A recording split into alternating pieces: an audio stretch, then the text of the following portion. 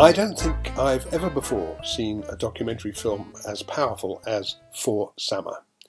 The viewer is transported into the Syrian city of Aleppo to meet the men, women and children who suffered the brutal siege of their neighbourhood by forces of dictator Bashar al-Assad and his Russian allies. Structured presumably in post-production as a letter to filmmaker Waad al-Kateab's baby daughter Sama, who was born in the middle of the siege, the film is uncompromising in its graphic depiction of what life was like under constant bombardment and with dwindling supplies of food, water, fuel and medicine. Waad, who narrates the film, was a naive 18-year-old when she overcame the objections of her parents and went to study for a business degree at the University of Aleppo.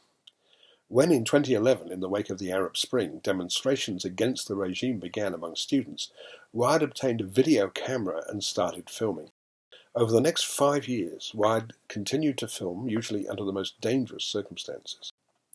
There are, to be sure, moments of peace in this horror, but such pleasures are short-lived as bombs and shells and bullets shatter the neighbourhood. It goes without saying that this form of cinema on the run will not always look visually appealing. Scenes in which Waad, still filming, races towards shelter represent handheld camera work at its most basic. But this is the real deal. It's not phony, and it places the viewer in the middle of the conflict. And against the odds, some of the images are strangely beautiful. Waad seems to have acquired a drone at one point that allows her to film the ruined city as the camera slowly rises above the wrecked and shattered buildings.